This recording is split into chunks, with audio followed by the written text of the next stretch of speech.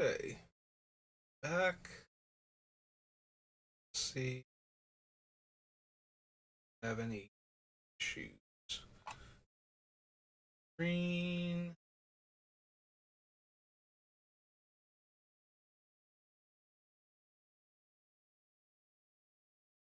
Good luck. Alright, we'll keep an eye on the dropped frames. That real quick. Alright, so I started a stream before for building Urza.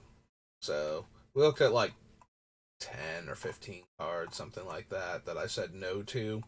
And I kind of got off topic. I was ranting about a bunch of stuff, so I was not interested in the Archon, not really interested in like the party matters creatures, since Soldier is not one of the party matters card types, so yeah, we have made it all the way down to about here.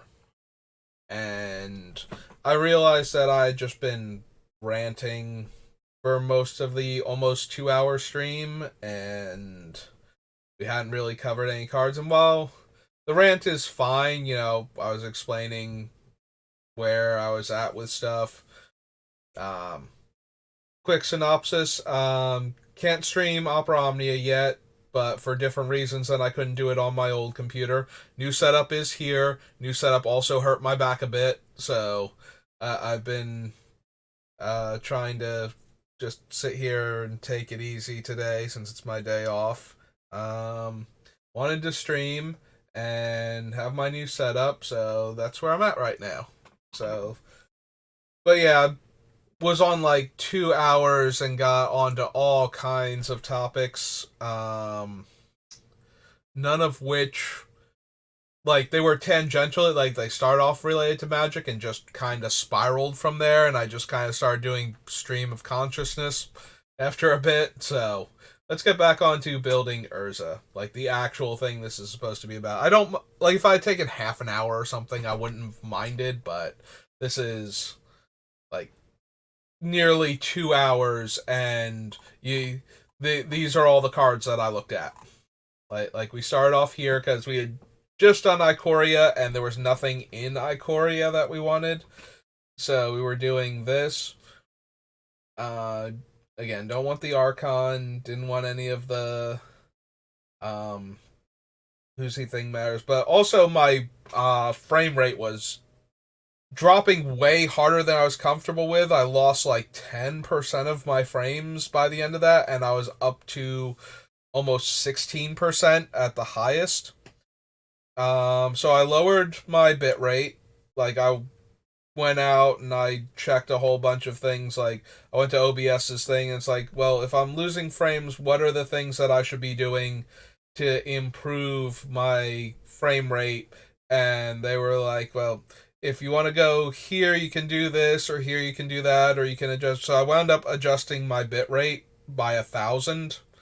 So I've gone from like 6,000 down to like 5,000 approximately, and that I don't even know if maybe I just had an unstable connection when I started before, and that was why it was all upset, because I had my own stream open so I could make sure that I was getting audio and you could hear me and all of that stuff, which eventually I gotta change the settings on that because I do peak. Um, so the way the microphone shows up on my OBS, you can actually see I get into the orange a lot, but right there where I like kind of got a little extra energy behind my voice as I'm describing it, starts like dipping into the red, and then if I raise my voice, yeah, like that, it just like red lines super hard, so I have to figure out how to stop it from doing that. I did reestablish the noise gate though, so although it can kind of hear like specifically people talking from far away, but it has trouble picking up like music in the other room, which is kind of where I super need it to be because I don't want it to be I don't want to pick up background music. Like if my mom's in the kitchen and she decides to turn the radio on to a local radio station, I don't need to get like copyright strike to death for playing music that I can't play in the background. But yeah, so we're gonna actually work on Urza. Enough rant, more Urza. Let's pick cards for him. No to Charix. He's just a big dumb creature, and he's legendary, so making copies of him doesn't matter. Um, that player had another land enter the battlefield. They return a land they control to owner's hand. So we could really wreck land-based ramp decks by making another copy of this thing. So this is a triggered ability, so if they put a second land into play, they have to return a land to their hand, which if they're like a landfall heavy deck, like one of the Omnath builds or something, they would normally take as a good thing. But if we started to make copies of that, first of all, we would get to draw a card because it enters the battlefield. But if we turn it into an artifact and made the soldier version of it, it would enter the battlefield, we would draw a card, and now when they landfall, they have to bounce 2 lands. And so if we past the first one. So they get their land every turn, but if they want to do all their super cool stuff. Okay, I saw like the little box out of the corner of my eye. It turned from like green to like greenish yellow, but I didn't drop a frame that time. So I think I really did need to do that setting change, and I think the setting change is working out so far. So hopefully, like right now I'm just doing deck building, so the frame rate was not an issue, which is why I felt comfortable continuing. But I wound up just ranting, so we started all over again. It's one of those, like, you just kind of too much information, ramble at somebody, and you're like, can we just start over again? Hi, I'm Saber. It's nice to meet you. We did that, but the stream version of that. So, maybe I'm down for a confounding conundrum. Let's add it. Right, creaky chair. Right. Yeah, I really need the creaky chair today because I need to make sure the heating pad is pressed comfortably against oh, conundrum. Yeah, conundrum. There we go. The heating pad is pressed against the area of my back where I had a muscle spasm while trying to move my heavy computer around to connect things. Yeah, I kind of left that part out of the recap, but I did hurt myself a little bit yesterday. And while I've been doing stuff to probably want that as an enchantment. I'll worry about the game text later. But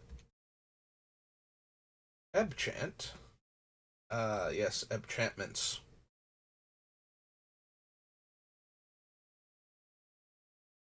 One of the most powerful magic types. Way better than regular enchantments. Plus, they boost your Karmagoyf even higher. But yeah, I did hurt my back a little bit. Just a muscle spasm, not a full-on pulled muscle or anything, but wow, is it tender back there. I did bring up that I had a coworker who's a licensed yoga instructor and has done physical therapy for people before and has done lots of other things in that field, that she was showing me different exercise techniques to help work out the stress to the muscle without aggravating it severely. So I was using those a little bit last night and a little bit this morning too. So I do appreciate that. But yeah, I'm still nowhere near as sore and tender as I was yesterday.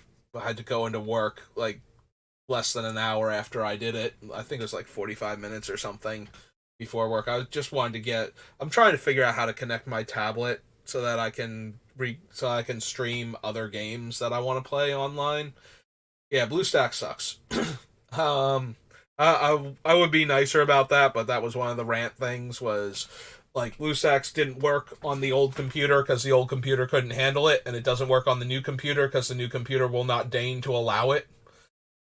And that's been an issue, and I can't figure out how to get a working setup with like the HDMI cables and the old capture card that I tried to use on the old computer to take the problem off of it, to connect to this computer in a way that I can use it.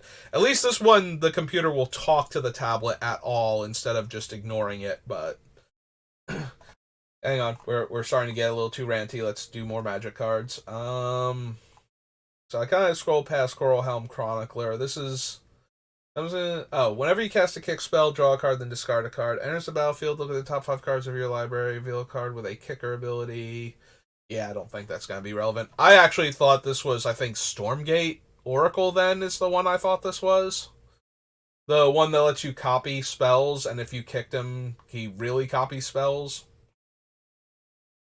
Let's see. Crawling Barrens, no. Don't need Geyser Mage.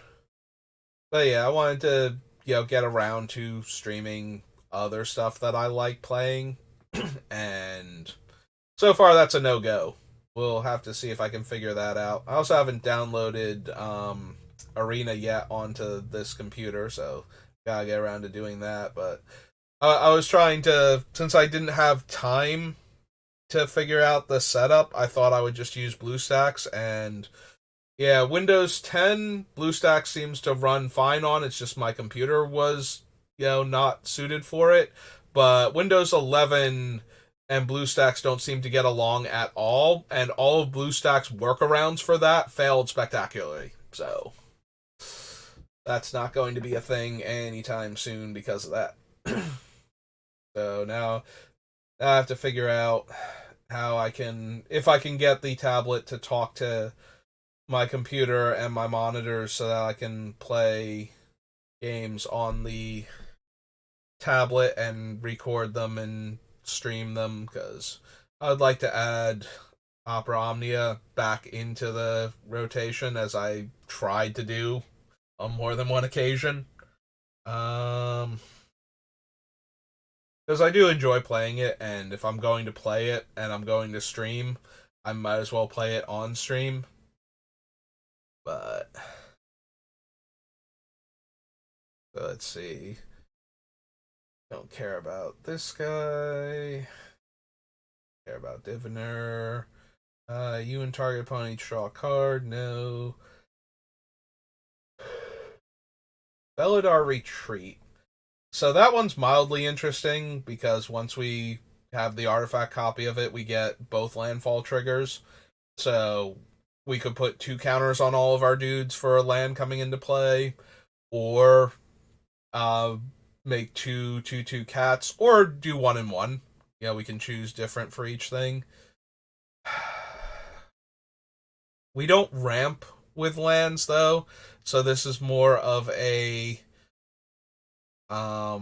either taking advantage of our card draw to make sure that we hit a land drop every single turn, and increasing the value of each land drop that we make, in addition to giving us more mana to activate Urza more often, or we shouldn't bother with it, basically. Like, either we need to be able to draw enough cards that we will always have land in our hand, or we shouldn't be bothering with landfall as a thing that we are going to copy unless the landfall itself is so powerful. We do go wide, but the counters aren't super necessary. Like, we don't proliferate, and between how high Urza's toughness is and how big a buff he gives to our artifact creatures, most of the time we'll be out of range of the pyroclasm level effects. So, and trying to, if we have enough counters on it that we're out of range of things like Blasphemous Act, then we were just, or Languish even, then we were just winning that game because we had all these giant creatures in play, usually. So, or we weren't going to get to the point where we grew them out of range with a card like Felidar Retreat in the first place, so there's no real point. Urza doesn't make them colorless, right? Like, he doesn't force colorless on them, I don't think. let's do a duplicate tab and let's pull up Urza real quick. I want to, because it's been a while. I just want to double check his game text at this point. Urza, too many Urzas. Possessive. Prince of Krug. Create a token that's a copy of target artifact you control, except it's a 1/1 soldier in addition to its other types. So, because they are normally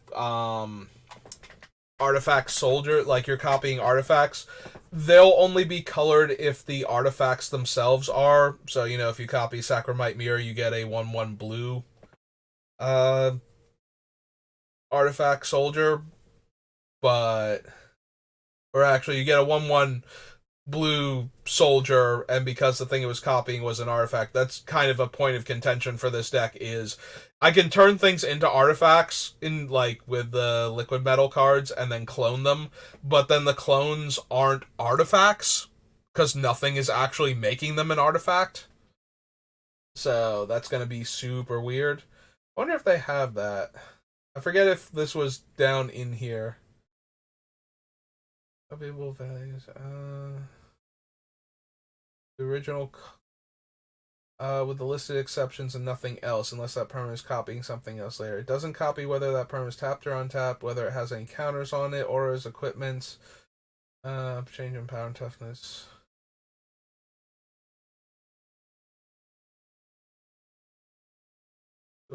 There's other types based power and toughness. 1/1. These are copyable values of the token's characteristics that other effects may copy.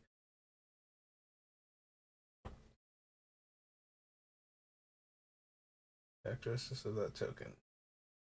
But yeah, it shouldn't copy the temporarily becoming an artifact.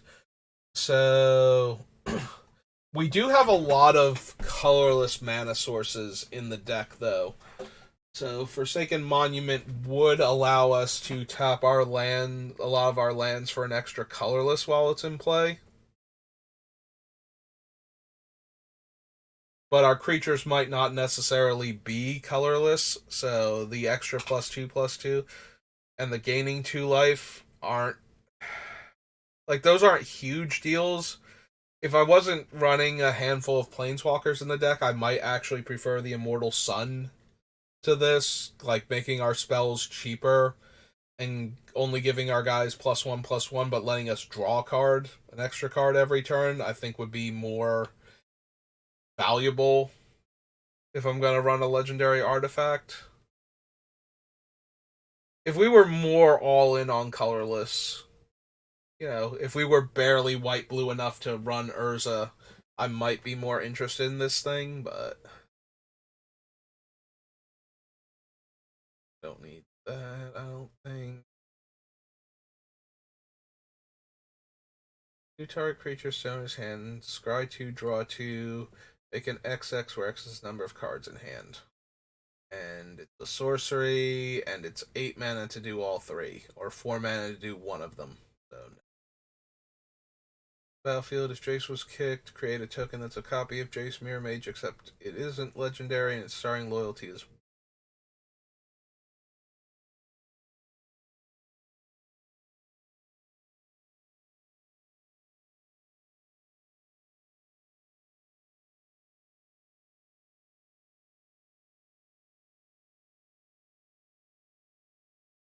disruption, outrider, down.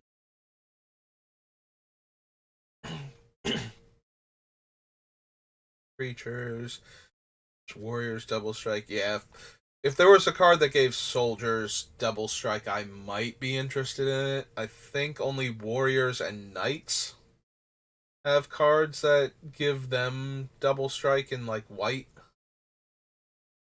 I don't think soldiers has a card. If it does, and I haven't seen it yet, if I've seen it, it's probably on the list, and I've genuinely forgotten it existed somehow because there have been like big time gaps relative to the other decks I've worked on. Like we're not well into the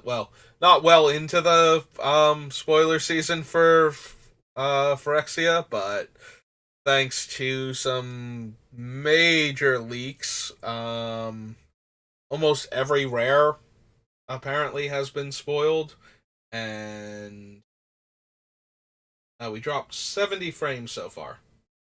That's still a massive improvement. I still feel reasonable about how this is going so far. Yeah, I made my OBS blank out, but not this screen, even though I was on it. So this is Lithoform Engine, one of my personal favorite cards in Magic because I love making copies of things. Alright, so we can use the 2-tap to copy Urza and make another copy of the thing that he's copying. So 6 mana to activate Urza and 2 mana to activate the Lithoform Engine. Downside is the Lithoform Engine is legendary, unlike what's its name? Rings of Bright Hearth. Um, so we can't make copies of it to generate more of the ability, but we can copy his ability in the first place. It also lets us copy instants and sorceries. That's not really a thing for this deck. Most of our instants and sorceries, like we're probably going to be running Swords and Path and some counter spells, like Mana Drain especially. So those are all good, but copying them is not anything close. So the other thing is, we're getting to the last part. So making a copy of a permanent spell I control is a weird thing in Magic. So if you make a copy of a spell on the stack that resolves as a permanent, you get a token copy of that permanent. But due to a technicality, the cards that care when you create tokens aren't don't have their effect apply when a copy of a spell resolving turns into a token that way. So that's one of the weirder corner case things in Magic that's going to affect this deck. You do not actually create like it does not use in much the same way like if you use Necropotence to set the cards aside and then those cards get put in your hand at the end of the turn, you didn't draw them. Or like Memory Deluge, where you look at the top 7, choose 2 of the cards, and put those cards in your hand, and the rest go on the bottom. You're not drawing cards, so things that care when you draw a card don't happen, even though you took cards from the top of your deck and put them in your hand. You did not draw them. I'm doing air quotes right now every time I say the word draw. Like I have a camera. But yeah. So you do not create a token when you copy a permanent spell with Lithoform Engine and get a token as the end result. Like, you, again, the air quotes around the word create, which is very important for cards like Anointed Procession, which will make another copy as a replacement effect. You would get 2 copies of the token whenever you create a token. Lithoform Engine does not create them when it does that effect. Anything that copies a spell on the stack, such that the spell results in a token permanent because the spell being copied was a permanent, does not create that token, even though it puts a token into play. Which is one of those super weird things that I would not have thought the rule worked that way, but that's the way the rule works. So, Lithoform Engine is still going on the list for the ability to copy Urza's activated ability. But and we will use it to make copies of spells. Oh, I did instead of N. Yeah, the new keyboard is slightly off center from where the other one was, so typing has been a bit weird for me lately. Or drop art. Yeah. So yeah, Lithiform Engine is making the list because I love Lithiform Engine, and its ability to copy Urza's activated ability is one of the primary reasons for bothering to run it in the first place. In this deck, the fact that it can do other stuff is fine. We will use the other abilities at various points in time.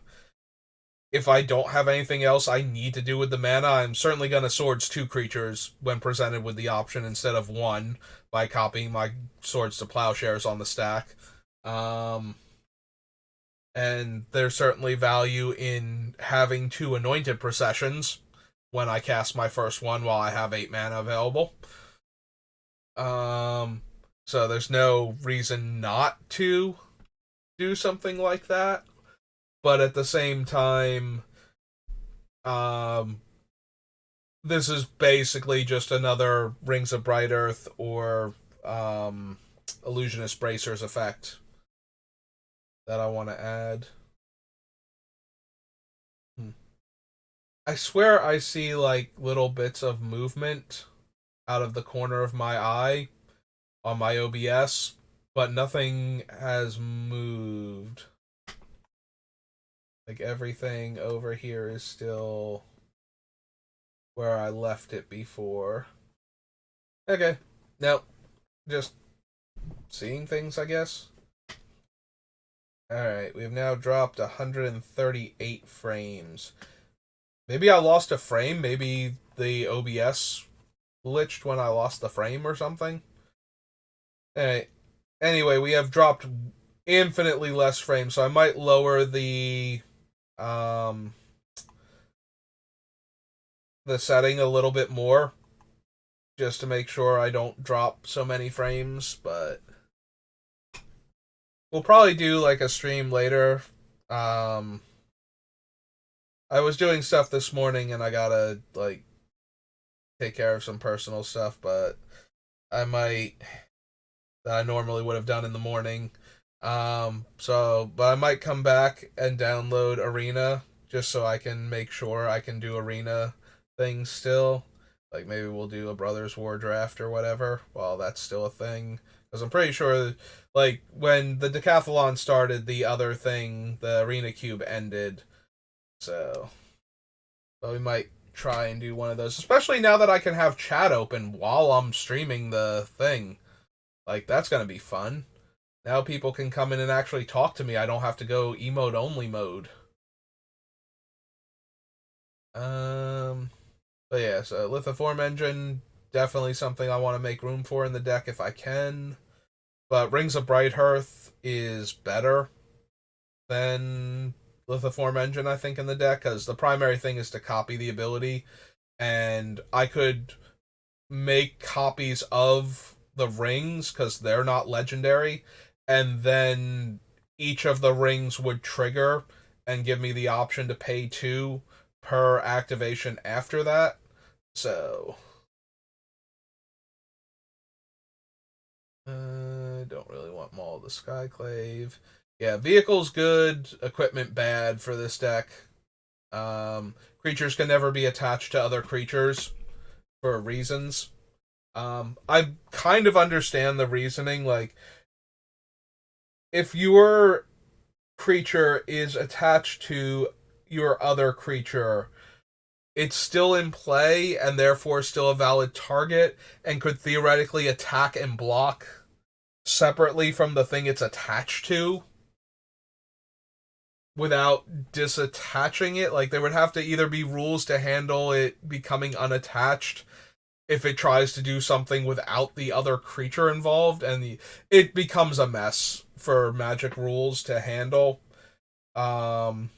in certain cases like that. So yes, they could write a whole bunch of rules that would allow for such a thing to happen, and they have. Like, if you look at the awkward wording on either the reconfigure creatures from Neon Dynasty or the Lycids from Tempest Block, you will see the hoops they have to jump through to make a creature that can turn itself into a thing that is attached to another creature in play.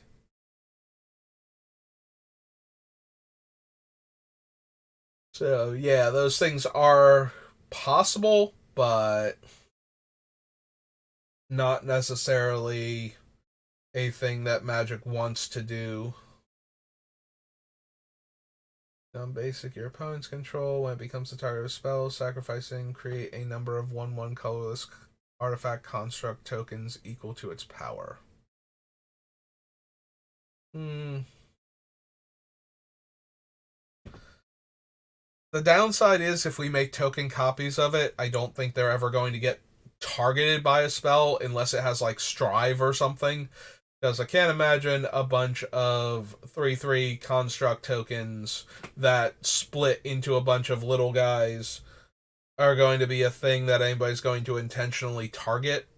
And I don't have spells that target.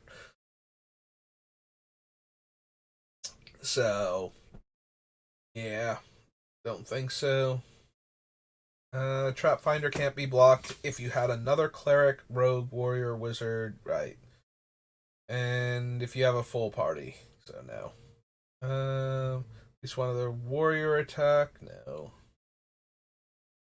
Of double face lands. Attacking or blocking creature deals damage equal to twice the number of creatures in your party. Tap a creature, draw a card. Roll pressure point. Felidar, not really doing much for this deck. Hey, there, I just redlined as we change pages. All of this data transfer. Is it too much for you? It might have legit been the page transfer. It's still transferring data and it's still a little bit wonky. Have to see if that becomes a persistent thing or not. There we go. It is finished loading the page. Let's see if it stabilizes now.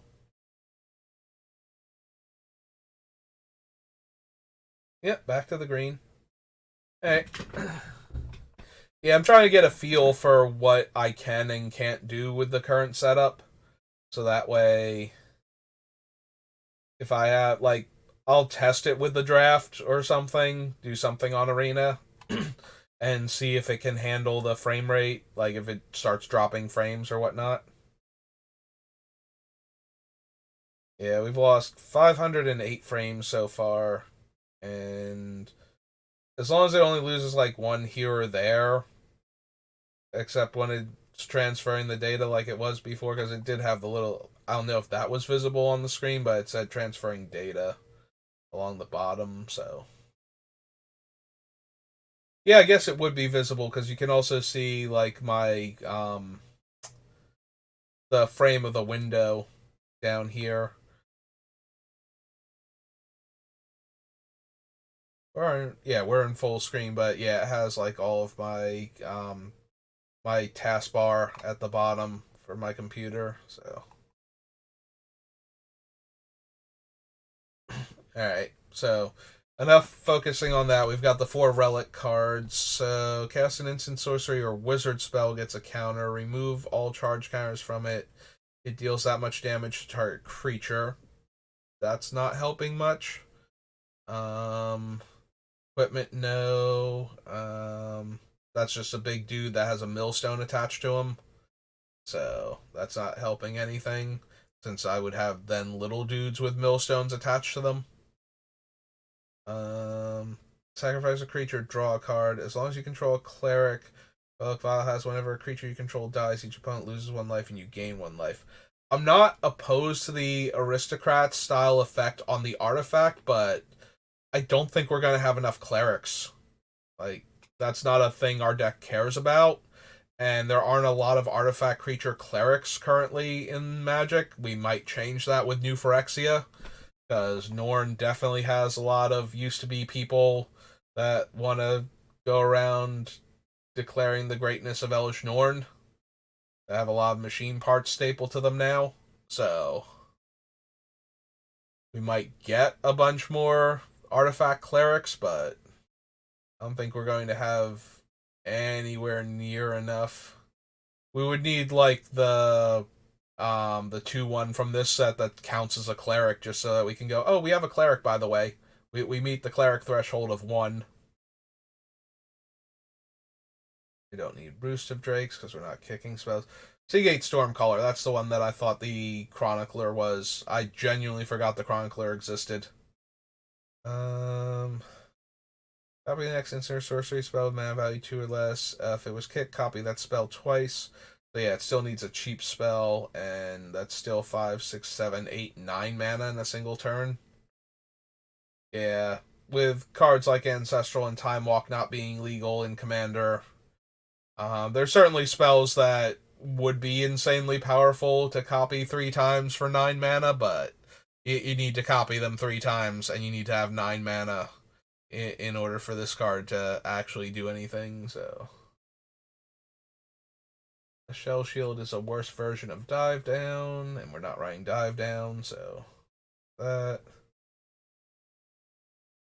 2 life for each creature in your party... exile up to 1 target non-land, non-token permanent you don't control with mana value 4 or less. Then they get the illusion token. So one of the things I like about Skyclave Apparition is that the card is always gone forever. So that gives you a lot more power. Like, even if they kill the Skyclave, they just get like a 3/3 or a 4/4 out of it, and their sword of whatever and whatever other noun is no longer there to ruin my day. And, you know, or the creature does not come back and then get to go to the graveyard and get its death trigger and whatnot, or it comes into play ability when yeah. So I do like Skyclave Apparition for that. That being said, I think we've got enough other stuff that can potentially do this, or that starts off as an artifact. Yeah, there's no guarantee that I'm going to want... there's Skyclave Relic, which we definitely do want. There's no guarantee that I'm going to want the... I mean, I do want the liquid metal cards, but... And I'm probably still going to run them because there are a handful of cards that we absolutely will be running that get infinitely better if we can turn them into artifacts and copy them. But that still might wind up being a cute trick that the deck just can't make room for, and we just have to settle for either the artifact versions of those cards or that we can't clone them, all willy-nilly whenever we want to. Alright, let me adjust my seating position here and then start typing the word Skyclave Relic.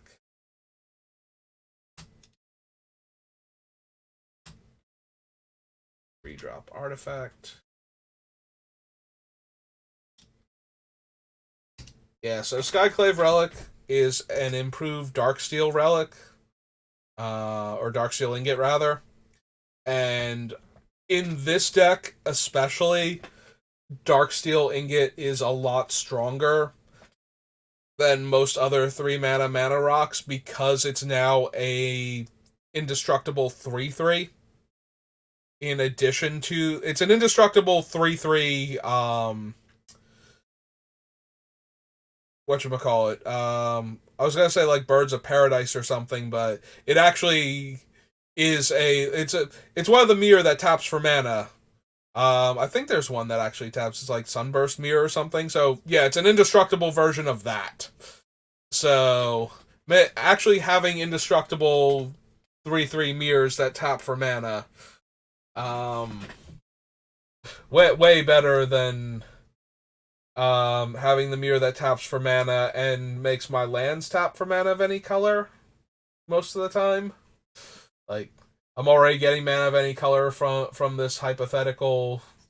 Technically, it's a soldier, not a mirror, but I think of, like, the 2-mana mirrors that tap for 1 mana of any color from Mirrodin. I know there's a 3-drop one that taps for mana of any color, and I'm blanking on its name, and I know we saw it, because, we went through everything, but... It's basically that, but with indestructible, so... Sentinel... No. Squid, no. Monstrous. Spare supplies. Enters the battlefield, tap, draw a card, and 2-tap, sack it, draw a card. Yeah. I really kind of need to have the things that I'm copying come into play as themselves, like come into play untapped, because I probably, if I'm making a copy of something like this, especially, I need it to come into play untapped. Like, I could make a copy of an incredibly powerful artifact or thing that I turned into an artifact and put into play and have it impact the board immediately. But if I'm just making a copy of like spare supplies, then I'm making a tapped 3/3 that drew me a card, so I can't block with it either. Like, I can make any other, like I can make an Ichor Wellspring, and that would be a million times better for what I'm trying to accomplish than spare supplies. So, as good as the make a token copy of it and draw a card is, this is not the card draw one. There's a battlefield. Create a 1/1 core spirit. Create a 1/1 core warrior creature token for each creature in your party. And if you have a full party, you guys get +1 power and indestructible. There's the Pack Beast. That can be our cleric if we need it to be for that one artifact, and that's about it.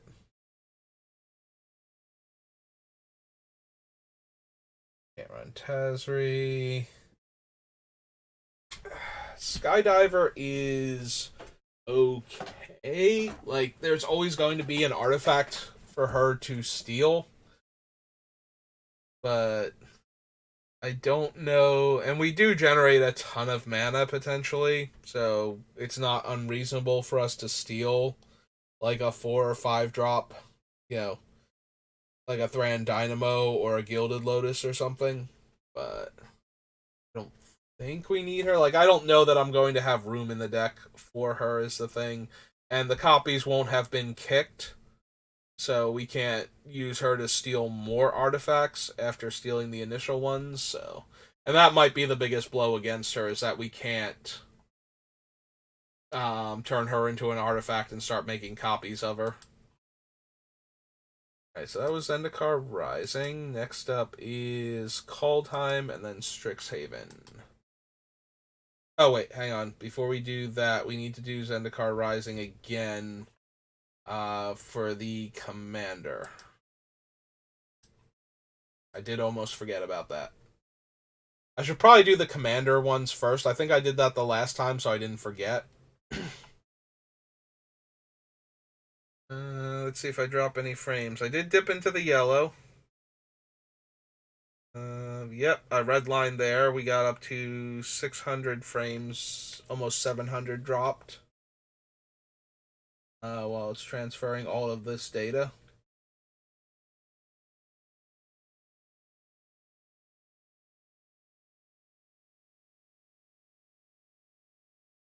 Haven't dropped a frame since then. If I start moving, do I drop frames?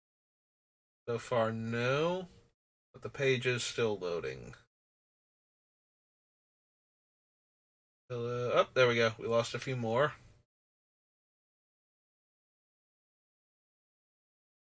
Alright. Let's close the Urza one. I just needed to see him real quick.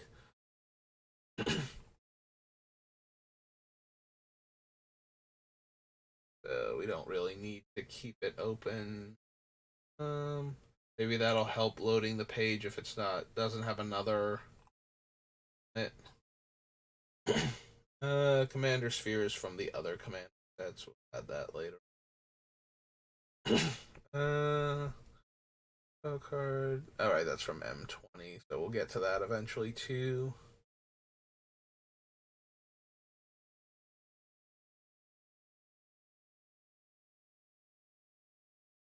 Oh, right. This is a small set. I'm looking at all of these cards, but there's only going to be like 2 unique cards. So Enigma Thief is one of them. This is a Sphinx Rogue with Prowl. For each opponent, return up to 1 target non-land permanent that player controls to owner's hand. So yeah, we won't be running enough rogues. I forget if there's an actual white card. I think the landfall deck is Naya colors. Yeah, because there's Jungle Shrine. I'm like, I think it's Naya colors. I would hope so. Otherwise, I don't know what deck Jungle Shrine's in. But I don't think there's a unique white card? Question mark. Um. So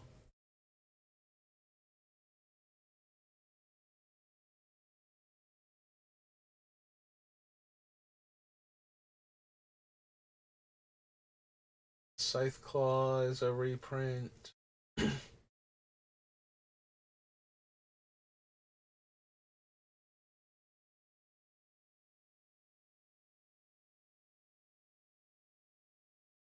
Oh, Trove Warden. Trove Warden is a unique card.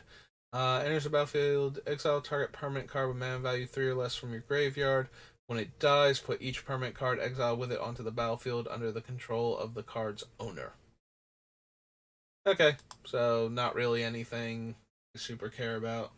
Alright, so that was Zendikar, and now we need to go to Strixhaven. Strixhaven or Kaldheim? Kaldheim. Okay, so Kaldheim.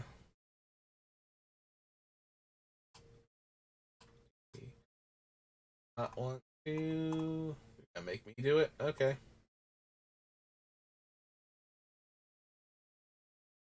Yep, KLD. Alright. Let's do the commander one first, real quick. See if there's anything there that we want. So, let's see. I'm at 824 drop frames. Let's see that we close the other thing.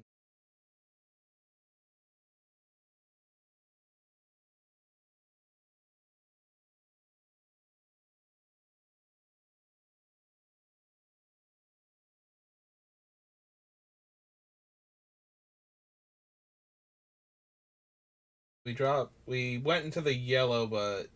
Oh, there we go. Finally hit the red. Yeah, it seems to be dropping frames when I'm loading the page and not afterwards, so. That's kind of weird. Because I don't think the other one dropped frames. I don't know. Maybe I just wasn't paying close enough attention to it, and now it's finally loaded.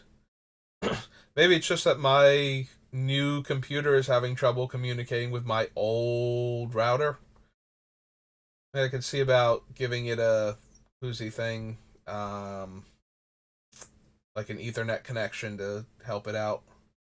I think we have an Ethernet cable back here somewhere.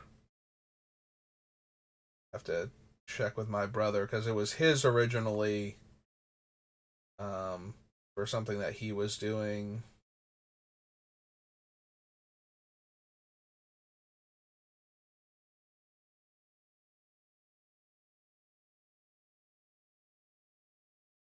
I was reading the thing from Battle Bond, the Arcane Artisan. Um, and yeah, the extra tokens that we made would get exiled if she dies, like off of an anointed procession or something. I don't think we need her necessarily. We'll get to Brago when we get to. That's the one thing about the commander sets is I'm always going to get distracted by the actual cards like that we haven't covered yet or that I forgot that I've seen that are from other sets that when we get to them type of deal. Alright, so Ethereal Valkyrie enters the battlefield or attacks, draw a card, then exile a card from your hand face down. It becomes foretold. Its foretell cost is its mana cost reduced by 2. Eh, not really anything we can abuse. So, I'm disinclined. One or more cards are put into exile from your hand, or a spell or ability you control exiles one or more permanents from the battlefield. Put that many 1/1 counters on the hero. Has 5 or more counters on its flying angel, 10 or more counters on its indestructible and a god. Eh.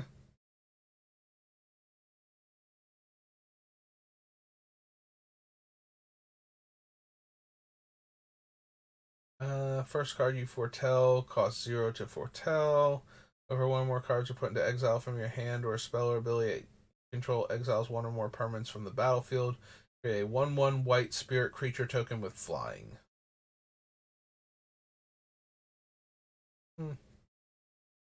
Sage of the Beyond. Spells you cast from anywhere other than your hand cost 2 less to cast and foretell.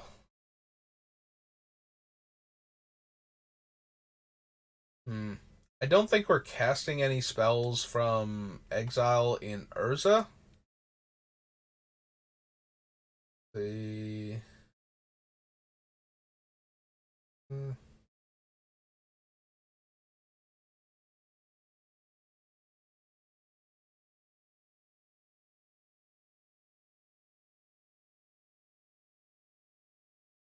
Nope.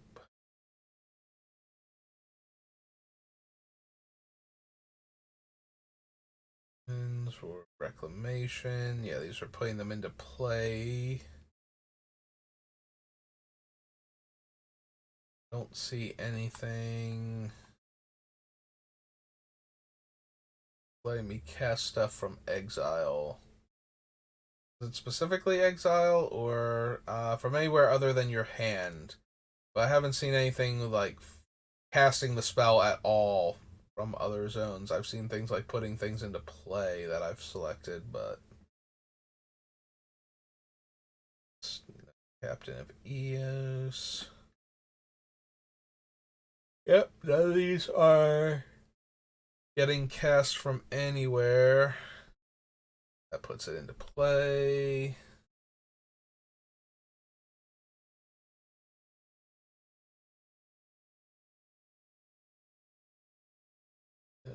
Those cards.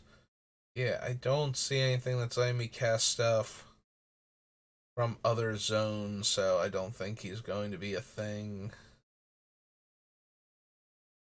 We're almost there.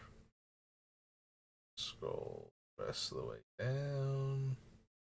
Back up a little bit. Alright, so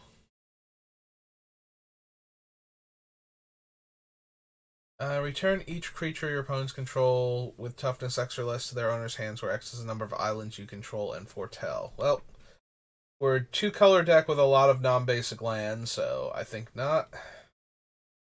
Search your library for a basic plains, reveal it.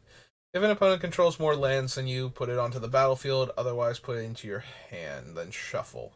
It foretells for 2 mana. Maybe. Exile all creatures you control at the beginning of the next end step. Reveal cards from the top of your library until you reveal that many creature cards.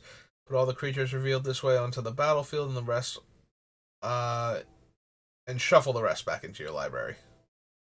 So I don't think so for that one. I don't foresee it actually doing much in our deck. Haha, foresee. We're looking at Kaldheim cards.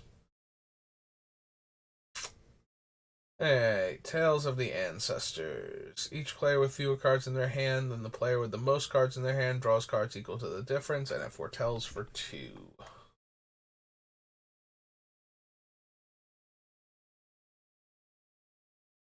And Windfall. Alright, we're at 905. Pop back over here. Expansion. Regular recipe Kaldheim.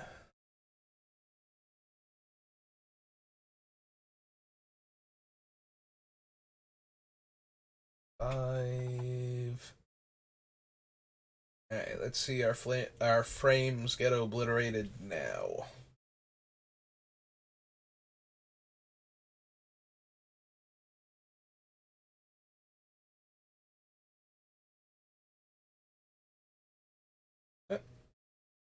I was about to say flashed red and didn't lose frames, but yeah, we're at 905. We've lost over 100 frames now.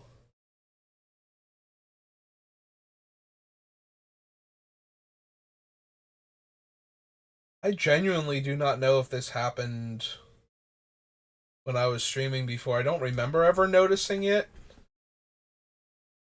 I also feel like Gatherer loaded a lot faster, so I'm wondering if this might be something on WotC's end, because I don't remember Gatherer struggling quite this hard.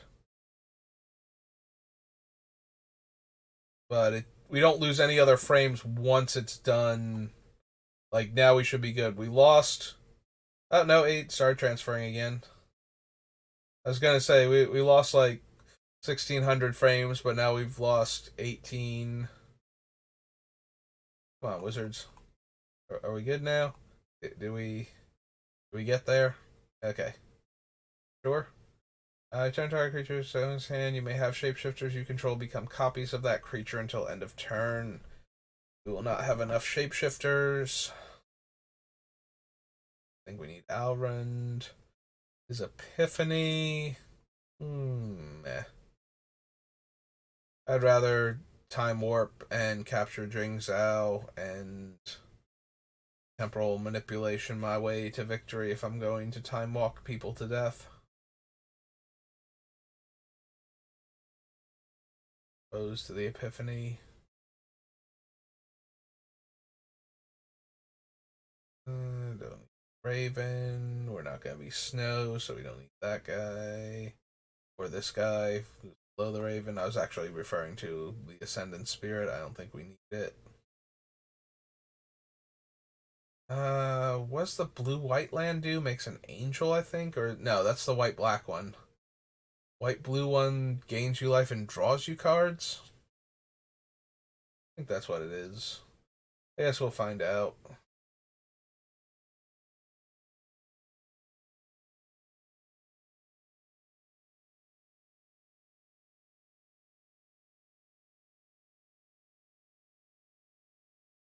We don't need the tapper. Dice creates a 1/1. No. Bind the monster, tap enchanted creature. Tap.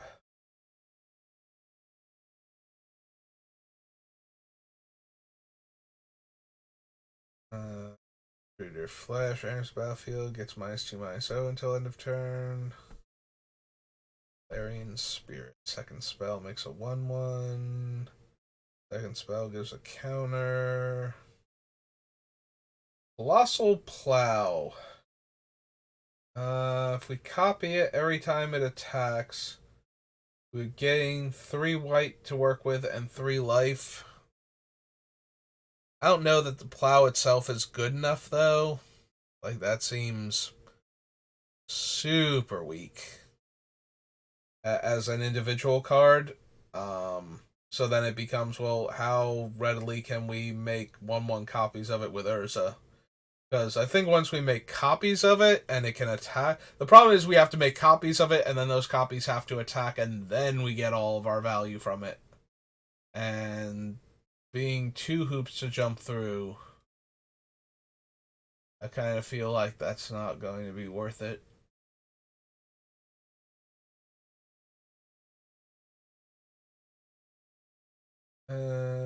Foretelling cards from your hand cost 1 less and can be done on any player's turn, and it has Foretell and Flash. Draw a card if your excuse me, if your life total is greater than your starting life total, otherwise gain 2 life.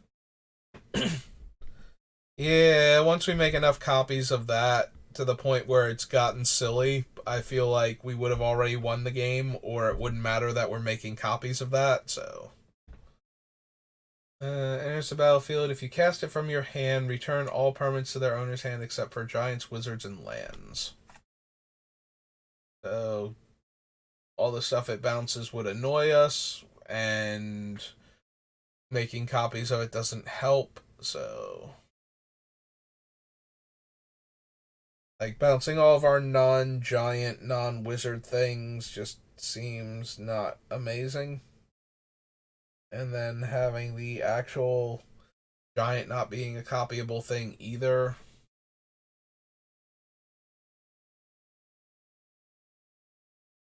Although, if we didn't want to not bounce all of our stuff, if we wanted to be in a position where we weren't going to bounce all of our stuff anyway, I don't know that we would want to clone it after that. So, kind of, neither version is helping me that much. No snow again. Nor do I think there's a compelling reason to add snow. 2 life and draw 2 cards. Alright, there's a whole cycle of these things. So, technically, we can pay the mana. Like, if we make a copy of Giant's Amulet, the copy will come into play. We can pay the mana, it will make the 4/4 Giant, and then it will fail to attach to the Giant because we can't have creatures attached to creatures. So, Giant's Amulet would work. I don't recommend it necessarily, but it would work. I'm trying to remember. Well, we'll see the white one. Um, do we want Glacial Floodplain? Like, do we want tapped lands that count as the basic land types? Just so that way we have more fetchable lands that we can go get. Because right now, our mana base has, like, very little room for basic lands. So having fetchable duels might take some of the strain off the mana base. The only downside is that it makes us insanely vulnerable to the things that we're already vulnerable to, like Blood Moon back to basics. The non-basic land hate is going to really, really cramp our style if anything gets down. You know, eludes our counter spells and makes it into play, because we are just going to struggle to find the basic planes to disenchant them at that point. Ruination and Wave of Vitriol are just game enders, basically. They're like lopsided Armageddons against us. So, I think I care about Glimpse for the Protector. I mean, I like our style, but we're making too many tokens, and then those tokens can't come back, so kind of not helping anything.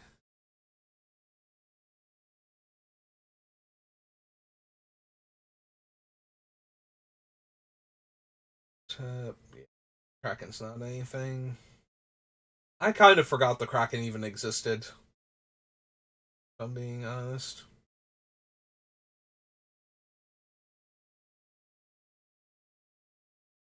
Book the Divine. Verdict. Tap at blue. Only foretell a card from your hand or cast an instant or sorcery. Gives +1.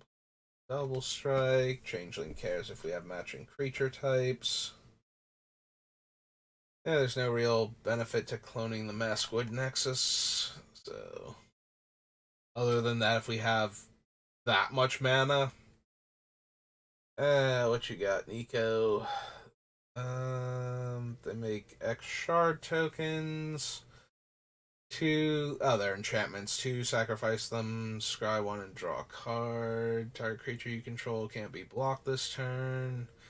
Deals damage, return to the hand.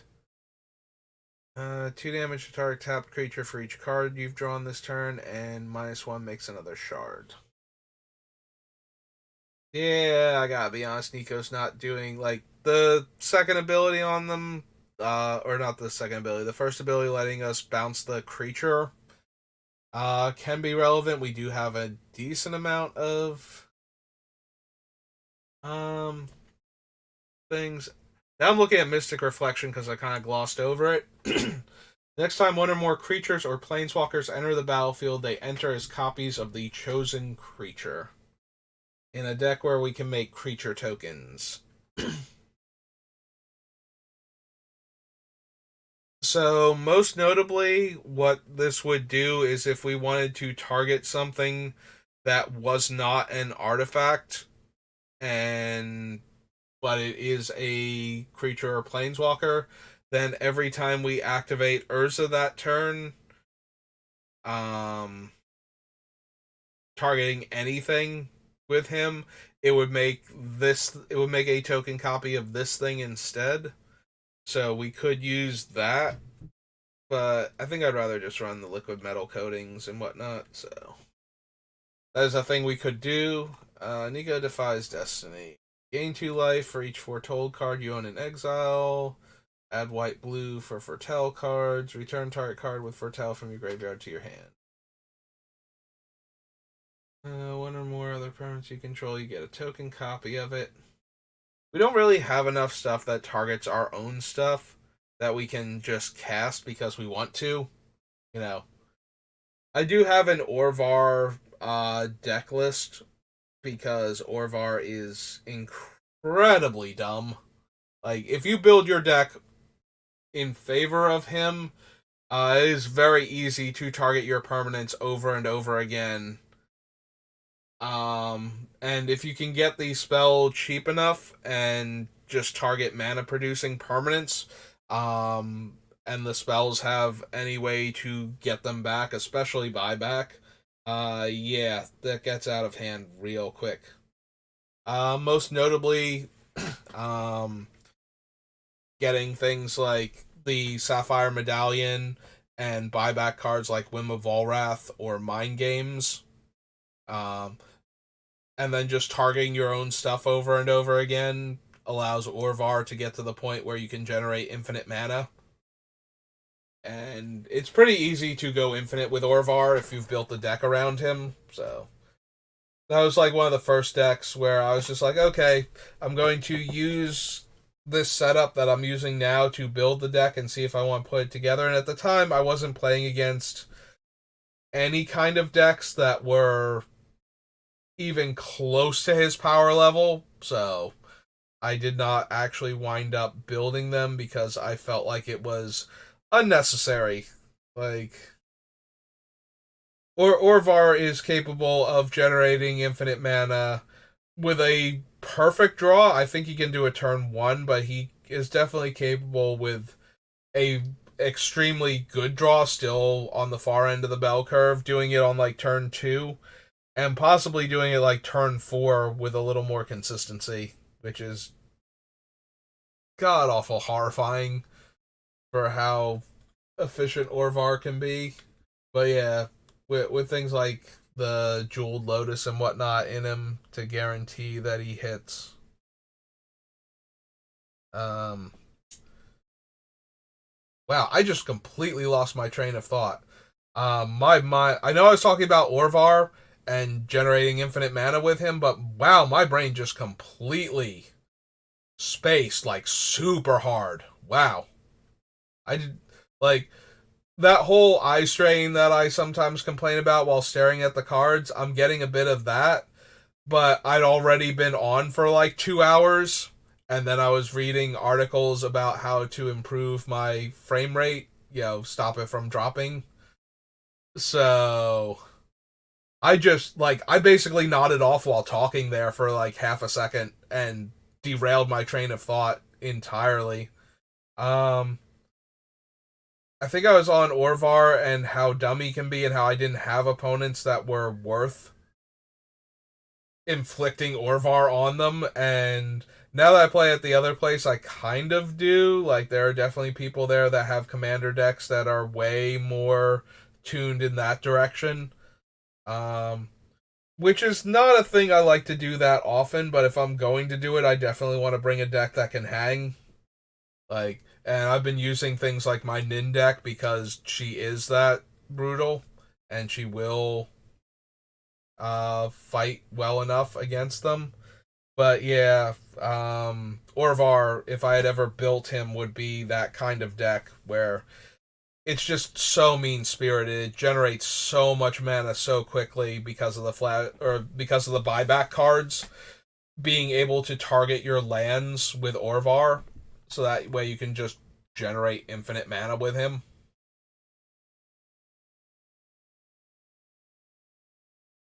You get their casting cost down because buyback is an additional cost that you pay. Yeah, it gets gross. Raiders Carve, I like the ability on it. I would not mind having a bunch of creatures that can do that, but at the same time, it's not, what I need. Like, the actual Raiders Carve itself is super medium. Like it's a 3 mana thing that I can crew for 3, and then I can attack and maybe get a land. But if you made a bunch of them, but yeah, there's a lot of other cards that if we made a bunch of them, we'd be winning too. So let's look for more of that. Again, we care about soldiers, but the things we're using are actual physical soldiers. Or I'm sorry, this thing cares about actual physical soldiers. We are making tokens. Other way around. Um, yeah, let's do the replicating ring, and then we can just never be able to keep track of all of our stuff. As each copy has its own counter on it, and if they're not all made on the same turn, they're going to have different numbers of counters, and we could have 8 different stacks of them in play. That seems perfectly reasonable. We should be doing that. At least that time I didn't nod off mid sentence, so that was good. Um, yeah, Redane is decent, but she doesn't have anything that the deck needs. So, if this were an Angel Soldier, I might actually care. Angel Cleric enters the battlefield, gain life, and my guys get +2/+2. Yeah, I don't need that. Run ashore, no. Auras, never for this deck. The Rune Crown doesn't do anything. Neither does the Champion. Effigy isn't anything. Uh, Sigrid. Steel. Nope. Nope. Artifact and enchantment spells cost 1 less to cast, and it's a 3-drop. I think I have Joyra's Familiar on the list, so I suppose I want to consider Starnheim Courser. For the longest time, I just thought it was Starheim, too. Like, I missed that there was an N there, so I keep thinking it's Starheim. But I did notice this time, so we actually pronounced it correctly. So Starnheim Courser.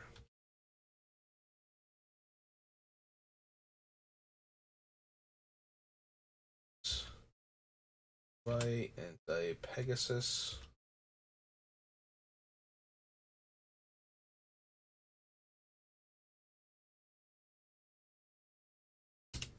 There we go. Alright. Starnheim Unleashed doesn't do anything we care about. Surtland Elementalist. Costs 2 more. Unless you reveal a giant from your hand. Attacks, you may cast an instant or sorcery spell from your hand without paying its mana cost. This is one of the theme deck ones, I think, and we won't have any other giants, so it's a 7 mana 8/8, and at that point we can cast those spells anyway. So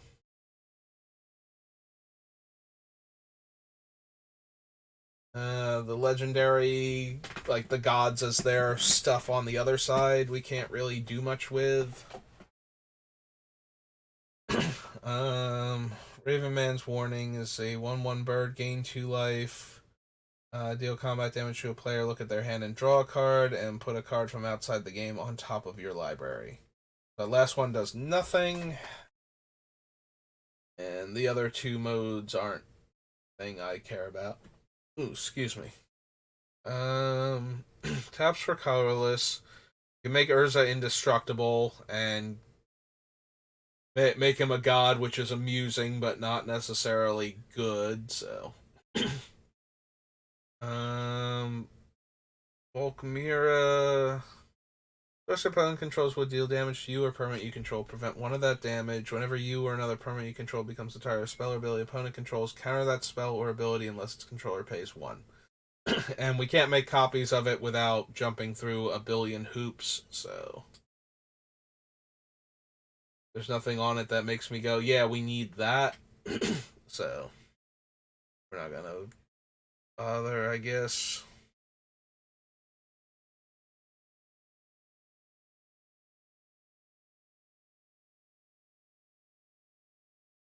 Yeah, now that I've nodded off for like half a second, I'm way more focused on the fact that I did that, so I'm not spacing as hard as I was before. I wouldn't mind trying to do a bit more. So we're gonna have all the frames drop again. Let's pop back over to. Oops.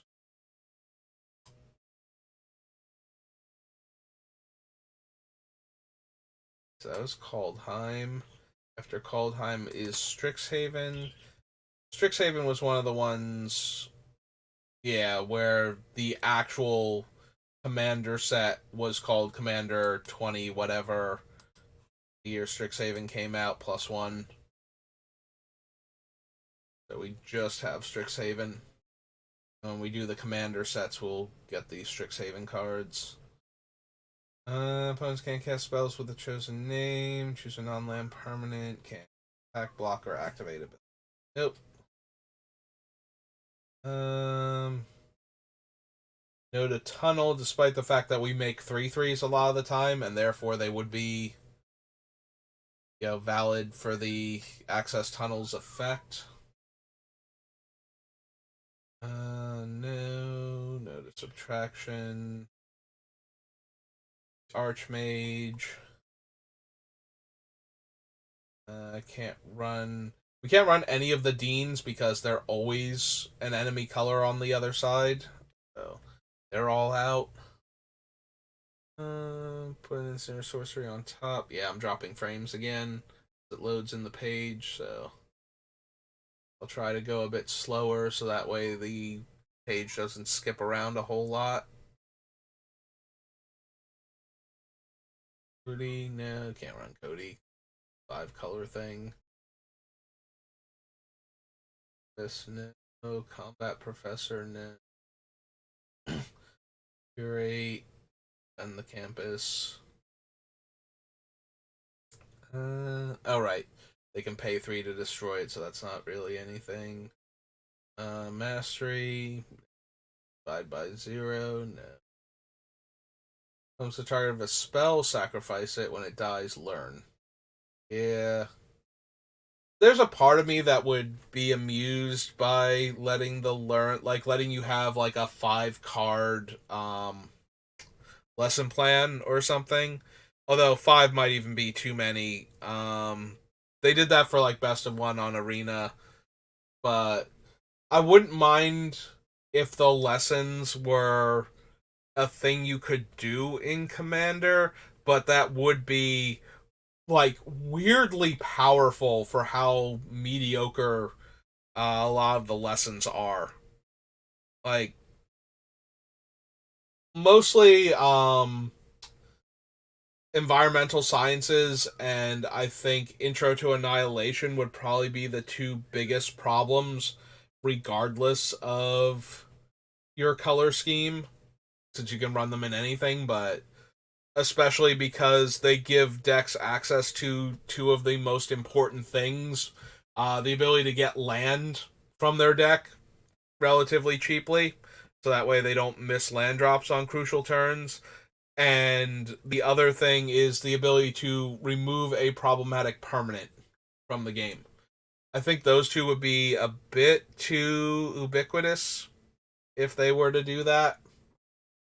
But I am kind of sad that all of the lessons basically do nothing because they won't print like absurdly powerful lessons to ruin, like Vintage and Legacy. So the mechanic just kind of does nothing now except, giving you a potential loot. And since all the spells are priced as though you were getting a literal card's worth of value out of them on top of what they were doing, that's a hard sell basically. Like the effects tend to not be worth it at all.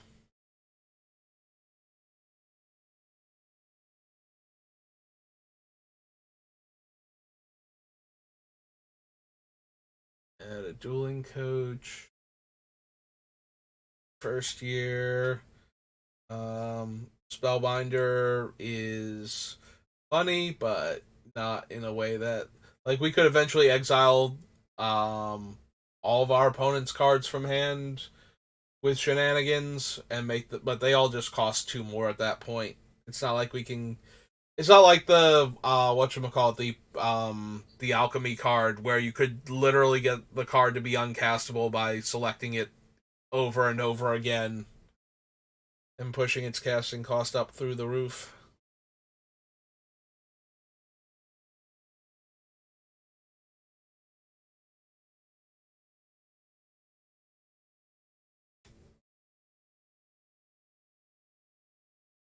So,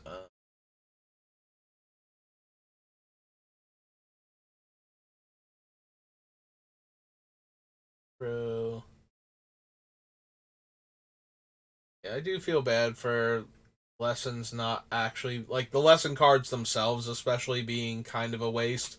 They're kind of like right up there with the conspiracy cards, only not quite so bad because they actually like you can still cast the lessons too, but the lessons are also priced as though they were your second card from the one effect. So in a lot of the ways, it's very much like flashback, but with modes where you get to choose what card, like you get to choose a different card for the flashback from a special subset. So I guess more like aftermath then at that point because it's a different spell in almost every situation. In fact, it is always a different spell. It's just a question of like, did the end result wind up in the same thing happening more so than that it's actually a different spell.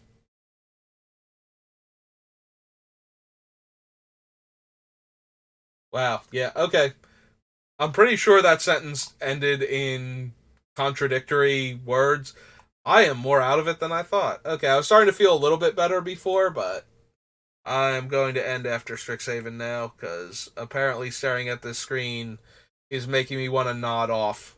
Um, and I am starting to like drift in the middle of the sentence. But instead of losing my train of thought like I used to, I apparently just keep on talking now, and I don't want to keep going like that because I don't know what I'm saying anymore, and that's kind of more worrisome than like if I just fell asleep and just like face first onto the keyboard. That would be way less potentially embarrassing or problematic than if I just say random stuff that strays across my brain while I'm starting to nod off while staring at the screen. So, yeah, I think we're gonna call it after that. Like, there's a little bit of it that's me trying to read the cards while talking, but my brain is not processing the information correctly, and I'm genuinely worried that I might just stray off into something that I would not normally say in front of anybody. So I would prefer if I didn't do something like that. So just to be on the safe side. Basic plane. Okay. Entire creature with mana value 3 or less from your graveyard to your hand. That. Also, don't think we needed multiple choice. Yeah. So, pop quiz. Professor of Symbology. Reading Memory. Reflective Golem. Yeah, it puts a little bit of energy back into me to have had that happen again, but I don't know how long it's going to last since apparently I can just drift off in the middle of talking.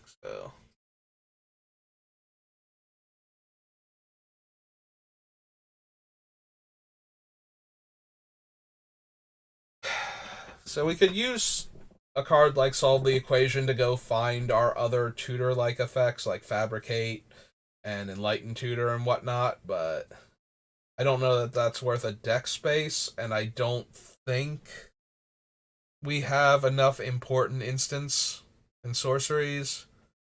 Like we'll have the removal spells, and if we wind up with the liquid metal coating and whatnot, we'll have extra removal spells for artifacts and by extension enchantments that we can blow up, so we can turn our opponent's things into valid targets for the artifact destruction. Half of them. but I don't think that merits solve the equation actually going into the deck. I did not care for Spell Satchel at any point in time.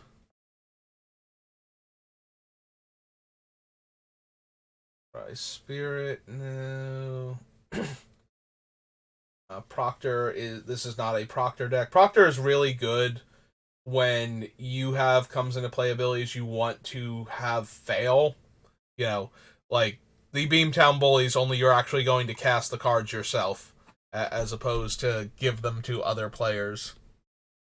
So the Proctor is good for that because you can always choose not to pay for your own, and it taxes the opponents for their comes into play abilities. That being said, I don't want to tax my own comes into play abilities at all. So.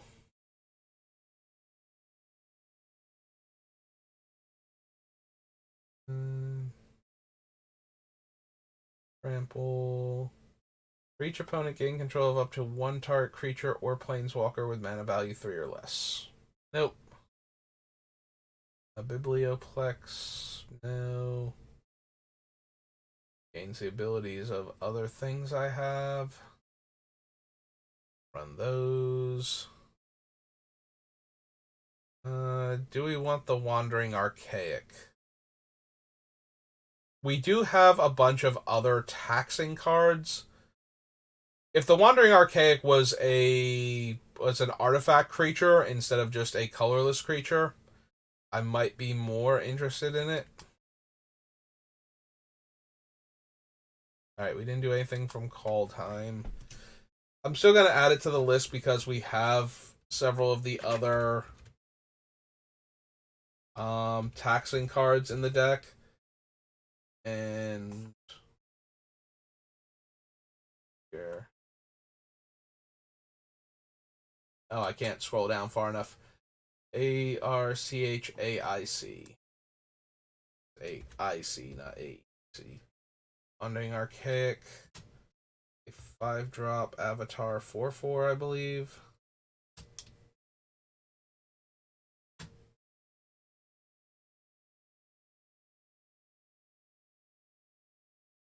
Right? 5-drop Avatar 4/4. Yep. But oh wow, we're still only on the first page, so we do have like a couple more cards on the other page. I was gonna say, like, we do tax the opponents enough with the other cards if we wind up running all of them, and then if we make copies of them, if we do the workaround and actually do that, it becomes that much harder to cast a spell, and each one of them is an individual trigger too, so not only can they, if they can't pay for the one, it's not like they have to spend 4 mana or we get 1 copy of it. They have to spend 2 mana twice or we get 2 copies of it, type of thing. So once we start adding more mana to it, every time they can't pay, we get another copy of that spell. We could actually wind up where they need to cast something and we wind up getting 2 or 3 copies of the spell if we do it that way. Like, Wandering Archaic is already good if you can team up with somebody else, and then the both of you can remove, like, I can use my Wandering Archaic politically at that point. I think I say that every time I consider putting him in the deck, is that he does have that aspect to him, which is important, because normally you look at it as like Ristic Study, where nobody should be just letting you draw cards when they don't have to. With Wandering Archaic, if the person casting the spell does not have the best target for the spell, or if there's another, like, they're casting the spell and I agree that one of the things they're getting rid of is a problem and that there's another problem that they don't control, they can choose not to pay on the grounds that I will not target their thing that I don't like more so, and we will take out the 2 other permanents as I stretch cautiously, trying not to trigger anything in my lower back from where I had the muscle spasm. But yeah, the Wandering Archaic We can agree on what the other target would be, and then they can voluntarily not pay, and we can get rid of two dangerous permanents. Or I can just be like, no, if you don't pay, I'm going to remove your thing, or I'm at least not going to remove the other thing you wanted. Here's what I would remove instead, and then let them decide if they're going to pay or not. Obviously, you can lie, but the first time you do that in a play group, you know, you're going to play against these people more than once. I'm assuming you should not lie to them, otherwise they're never going to believe you. All right, so we made it through Strixhaven. Scroll back up here. Get rid of that. That's from the other stream because I moused over something that I shouldn't have. No big deal, but something that if I had the choice, I would not have done. Okay, so now it's saving and should be able to like actually pull it up later on, but that was so annoying. I hate OneDrive now because it to I don't want this thing to need OneDrive in order to pull up my documents. I don't want to need to be signed in to work on them. And the DRM of OneDrive was really starting to anger me, like to an unhealthy degree. But that's going to do it for the stream today. Like, I thought I was fine, and then I started kind of nodding off again, but I kept talking instead of just kind of like stopping and or having trouble finding words to continue the sentence. So yeah, I think I'm gonna call it there. So thank you for watching. I hope you enjoyed my stream from my new setup. We lost 2,778 frames, so I think I'm gonna drop the frame rate some more, like a bit, so that way maybe we don't lose them. But that might have just been from loading the page. But at least we're only doing it when loading the page, so that's more my router than anything else. So that'll do it for me though, and I will see you next time. Have a good rest of your day.